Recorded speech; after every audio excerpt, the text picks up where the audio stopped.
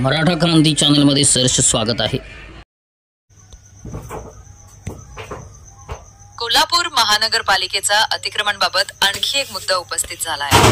गेली वर्षभर Deepak Sadashiv Mane Bharat capital financial service नावाने गाळा नंबर 23 महिला सेवा संकुल मंडळ खासबाग येथे व्यवसाय करत असतात।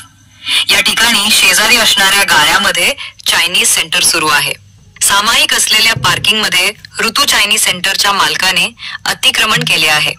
याबाबत महापालिकेकडे गेली वर्षभर तक्रारीचे अर्जावर अर्ज देऊन महापालिकेने त्यांच्या अधिकाऱ्याने दुर्लक्ष केले आहे। आज महानगरपालिका आयुक्त रोकडे यांची भेट घेऊन सदर अतिक्रमणाबाबत कडक कारवाई करावी यासाठी दीपक सदाशिव माने आणि त्यांचे कार्यकर्ते उपस्थित होते। महापालिकेच्या प्रशासनाने आणि आयुक्त रोकडे यांनी पोलीस बंदोबस्तामध्ये हे अतिक्रमण काढून पार्किंगची जागा खुली केली जाईल असे लेखी आश्वासन दिले।